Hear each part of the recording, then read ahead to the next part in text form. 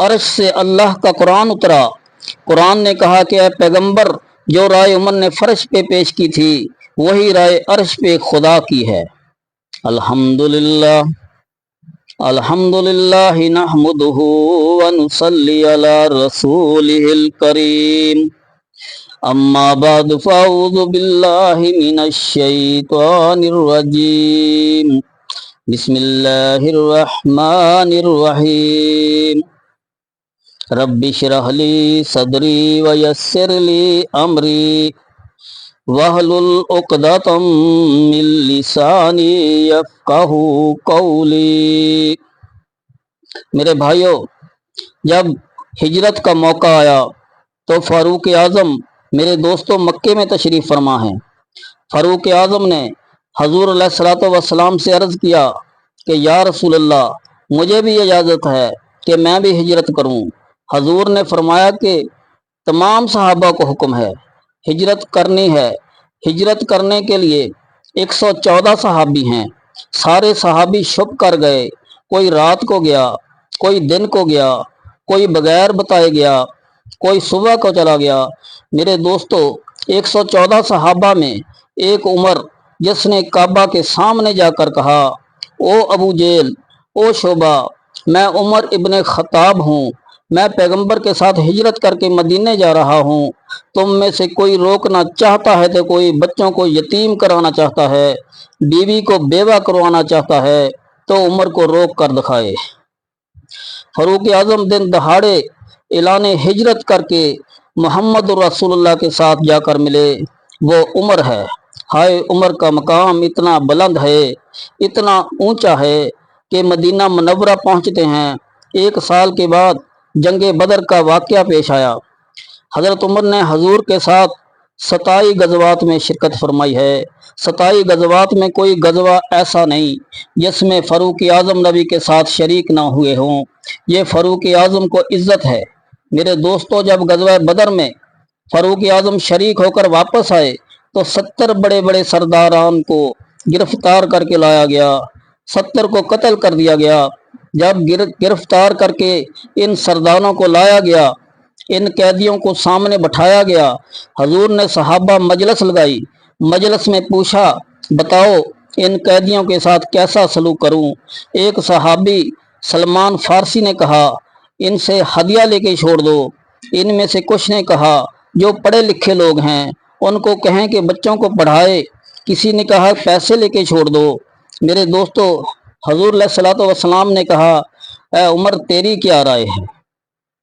حضرت عمر نے کہا، کملی والے، میری رائے یہ ہے کہ یہ جتنے بھی کافر ہیں ان کافروں کو مسلمان رشتہ داروں کے سپرد کر دو۔ ہر مسلمان اپنے رشتہ دار کو پکڑ کر اپنے ہاتھوں سے ذبح کرے، ذبح کر کے اس کی لاش کو کنویں میں پھینک دے، تاکہ آنے والی نسلوں کو پتہ چل جائے کہ جو آدمی محمد مصطفیٰ کے مقابلے میں تلوار اٹھاتا ہے وہ ہمارا کچھ نہیں لگتا۔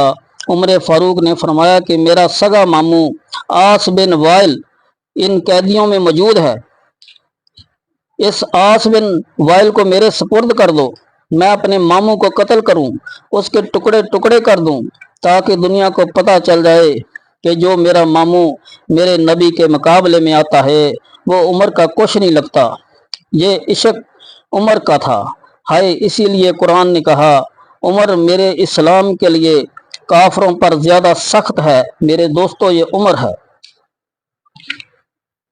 حضور نے نرم دل سے ان قیدیوں کو ہدیہ لے کے چھوڑ دیا گیا، لیکن جب ہدیہ لے کر چھوڑ دیا گیا تو عرش سے اللہ کا قرآن اترا۔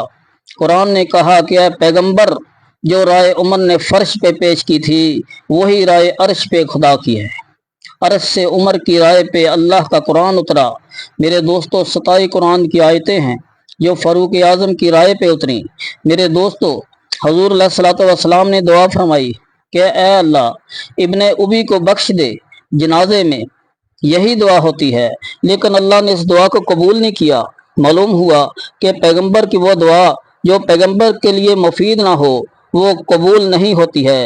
اس طرح حضرت نوح علیہ السلام کو آپ دیکھیے، انہوں نے اپنے بیٹے کے لیے دعا فرمائی، اے اللہ یہ میرا بیٹا میرے سامنے غرق ہو رہا ہے، اس کو بچا لے۔ آواز آئی، اے نوح یہ تیرا اہل نہیں ہے، یہ تیری آل نہیں ہے۔ فرمایا یہ تو میرا بیٹا ہے، میرے گھر میں پیدا ہوا ہے۔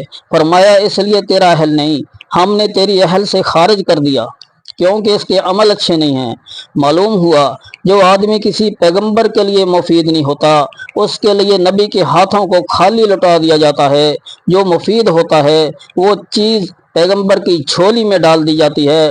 اب دیکھیے نوح علیہ السلام کی یہ دعا اپنے بیٹے کے لیے قبول نہیں ہوتی ہے۔ حضور نے ابن ابی کے لیے یہ دعا مانگی، قبول نہیں ہوئی۔ معلوم ہوا کہ جو چیزیں پیغمبروں کے لیے مفید نہیں ہوتی ہیں، آج رافضی کہتا ہے کہ عمر فاروق کا ایمان ٹھیک نہیں تھا، نعوذ باللہ۔ میں کہتا ہوں کہ پیغمبر کی جو دعا مفید نہ ہو وہ قبول نہیں ہوتی۔ پیغمبر کے لیے اگر عمر مفید نہ ہوتا تو خانہ کعبہ کی دیوار کے نیچے جب عمر کو پیغمبر نے مانگا تو اللہ کہہ دیتا کہ عمر تیرے لیے مفید نہیں ہے۔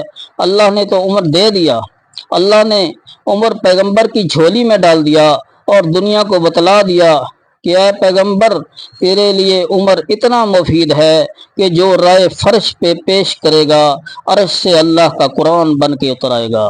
کون عمر مرد جلال مرد ہنر بھیجنا پڑا، کون عمر مرد جلال مرد ہنر بھیجنا پڑا، اونچے بدن پہ اونچا ہی سر بھیجنا پڑا۔